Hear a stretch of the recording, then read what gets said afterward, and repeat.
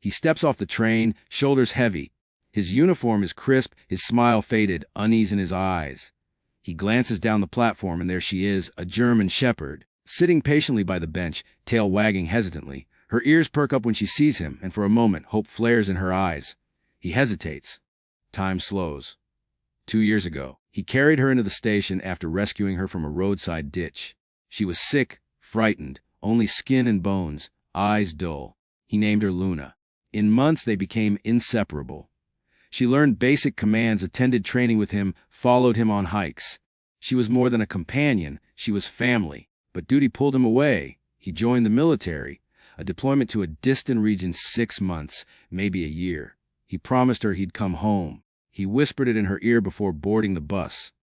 "I'll be back for you, Luna." He adjusted her collar, full of tags and promise.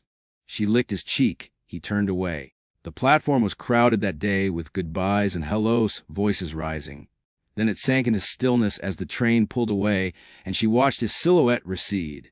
Letters came. Photos too, blurry, dusty, him in uniform with unfamiliar terrain. In each she saw the strain behind his smile. But the last letter arrived 3 months ago. The date, today. He was coming home. The message read, "Luna, I can almost feel your fur under my hand. I'll be back April 30. Then silence. She pressed her nose to the door every day, ears alert at every sound, wagged her tail at footsteps that weren't his, whined into the crevices of the house. The days stretched into weeks, then months. The calendar on the fridge grew stale. He didn't come. No one really noticed that things have shifted. She dragged her leash to the door and sat, waiting for a walk that wouldn't come. She used to leap at every chance. Now she simply watched the yard from the window. Distant memories of shared hikes and rough play filled her dreams. She'd pant softly in her sleep, then jerk awake, ears raised at imagined footsteps. Then yesterday morning, something stirred inside her. Without a sound, at the first hint of dawn, she rose and headed for the car. She nudged keys in the bowl by the door. The bowl tumbled to the floor. She nudged her leash toward the door, deliberately, forcefully. Someone who knew her would have seen the silent poetry in her movements. She's leaving the house. She's going to find him. The family woke to find her gone. They searched the yard, neighborhood, called her name. Nothing. Until late afternoon, a neighbor spotted her at the station, sitting exactly where she had waited for him before, ears perked, head tilted. The neighbor called the owner. The owner called the platform attendant. No one knew who she was or who she waited for. A missing dog alert went out. Photos were posted online. German shepherd, calm, no collar. At Central Station, he had been sitting under the awning, sipping coffee, watching arrivals trickle through. He'd been home 2 weeks, on leave. But Luna was never mentioned. He told the recruiter he'd pick her up later. He had paperwork and training to finish first. The family hadn't arranged a pickup date. They waited. Both sides waited. The dog, Luna, sat. Through day turning to evening, through speech and silence, she sat. Her German shepherd gaze was locked down. Passengers slowed down, snapped pictures, speculated. That dog is waiting for someone. One whispered, "She looks like she belongs here."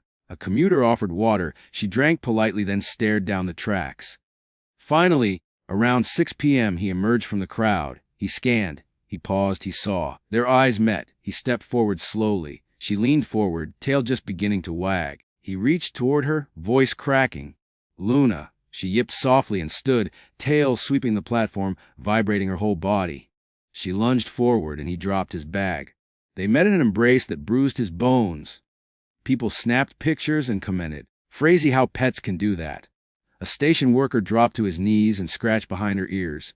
Luna barked happily, spun in tight circles. He knelt. She pressed against him. He ran his fingers through her fur. "Oh, girl," he said, voice choked with tears. She licked his face and whimpered. He wrapped his arm around her. They stood, clinging to each other.